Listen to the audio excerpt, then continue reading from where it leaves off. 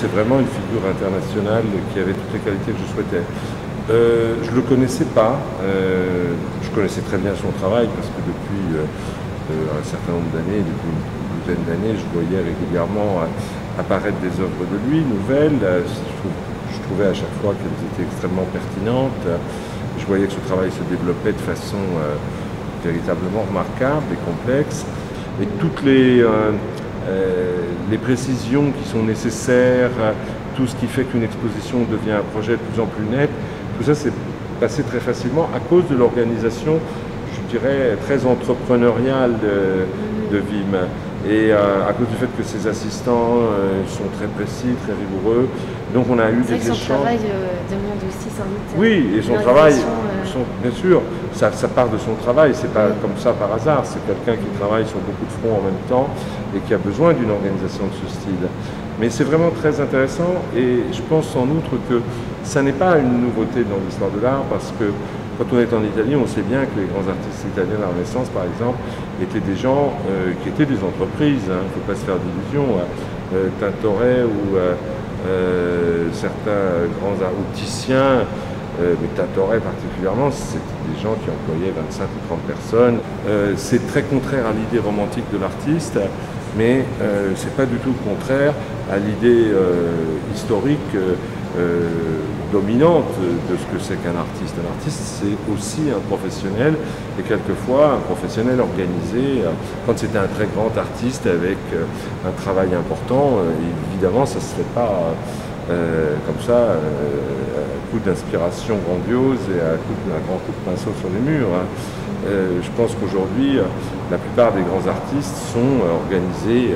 Quelqu'un qui veut travailler avec Jeff Koons ou avec Frank Stella est confronté à une organisation de cette nature aussi.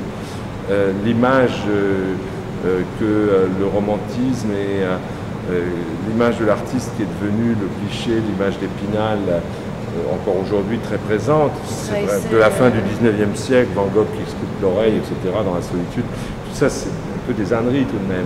C'est pas parce qu'on voit 50 noms à l'entrée d'un film qu'on pense que Fellini est moins génial, et on voit pas pourquoi ce serait pas pareil avec les artistes. La Cloaca, j'ai pas tout de suite pensé qu'on exposerait cette œuvre, quelle que soit sa version. Puis le jour où on s'est vu la première fois avec Wim, assez vite est venue l'idée, moi on s'est dit mais il faut la Cloaca aussi. Alors Wim m'a dit mais je vais travailler une nouvelle version de la Cloaca, ça pourrait être la première exposition de cette nouvelle version. C'est vraiment une machine aussi, c'est plus une expérience, c'est une machine. Alors que les versions précédentes avaient un côté un dispositif expérimental. C'était aussi des machines, parce qu'il y avait déjà des moteurs, des choses, il y avait déjà... C'était des machines, mais qui ne s'exhibaient pas absolument comme machines.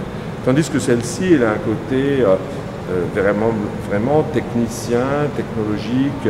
On dirait une machine qu'on pourrait voir dans une usine moderne. Et donc, c'est vraiment, d'une certaine façon, une certaine image de la technique contemporaine. Et comme telle, c'est aussi une image critique de la technique contemporaine et une révélation, je dirais, une exhibition de ce qui est le problème essentiel de la critique de la technique contemporaine, à savoir que la technique, quel que soit son degré de propreté, est toujours sale, dans la mesure où elle produit toujours du déchet, elle est elle-même destinée à finir comme déchet. Et donc, pour moi, c'est une grande métaphore, probablement, de ce qui est probablement le problème le plus grave de la civilisation occidentale aujourd'hui, à savoir le fait que cette civilisation technicienne produit toujours plus de pollution, toujours plus de restes incompressibles, et on commence à avoir un peu peur maintenant. C'est devenu un motif de réflexion pour beaucoup. Ça commence à faire un peu peur, cet état de fait. Après les périodes, l'histoire de la technique, je ne vais pas la rentrer en détail, mais après la période du 19e siècle, où la technique c'était pas très beau, pas très propre, pas très bon, mais enfin, ça donnait du confort. Alors, la saleté de la technique, le côté noir, gris, les montagnes de charbon des terrils du 19e siècle, tout ça, on l'acceptait parce que c'était encore très prospectif. Puis il y a eu le XXe siècle. Le XXe siècle, c'était vraiment le siècle de l'enthousiasme, où c'était tout beau, tout était joli. La technique avait plus cette allure épouvantable qu'elle avait au XIXe siècle. c'est devenu vraiment le confort, les objets, on roulait sous les objets bien polis, bien lisses, les voitures brillantes, tout ce qu'on veut, les moulins à café, tout ce qu'on veut. Et puis, les objets techniques se sont faits de plus en plus, en effet, propres, de plus en plus séduisants, mais au bout du compte, ils sont peut-être pas tout aussi sales, mais aucun objet technique, aucune machine ne peut éviter les grandes lois de la thermodynamique, l'entropie, et le fait qu'au bout du compte, l'énergie se dégrade et que le chaos augmente. C'est la loi inéluctable de toute technique, qui est d'ailleurs connue depuis le début du XIXe siècle. L'ingénieur français qui a découvert le deuxième principe de la thermodynamique, au fond, c'est vraiment la grande pensée qui domine toute notre époque, qu'on ne peut pas transformer une énergie, comme la chaleur en mouvement, sans perdre de l'énergie et sans créer du désordre. Et c'est la loi, semble-t-il, de l'univers tout entier. Et donc la technique, dans ce sens-là, elle a beau faire tout ce qu'elle veut pour cacher sa vérité, qui est le désordre et la merde, en fin de compte, pour parler comme parle la machine de Delvoye, elle produit toujours ça. Et je crois que la grande force, moi, de cette œuvre de film, c'est de dire ça d'une façon très fine, très subtile. Je pense que la cloaca est, dans une certaine mesure, dans le sens que je disais tout à l'heure, une représentation de l'enfer climatisé, de l'enfer technologique qui est le nôtre, dans la mesure où elle est, comment dire, la représentation du caractère inéluctable du chaos et de la dégradation de l'énergie en désordre. Si on commence à chercher des antécédents historiques, on en trouve beaucoup évidemment, et on en trouve d'ailleurs qui combinent la représentation de l'enfer et l'excrétion.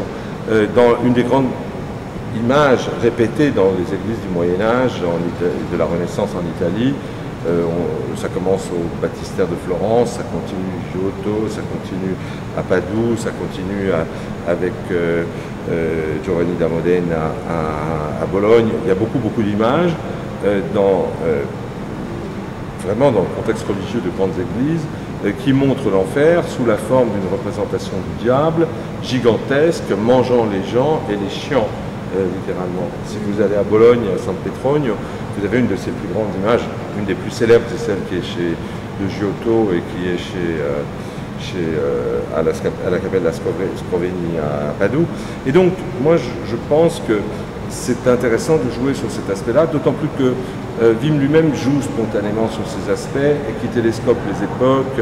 À coup d'ordinateur, il fait du gothique, et il fait du rococo, il fait de l'indonésien. On peut faire toutes sortes d'autres lectures de la cloaca, parce que comme la plupart des œuvres de Delvoye, en réalité, elles sont toujours inscrites dans beaucoup d'histoires à la fois.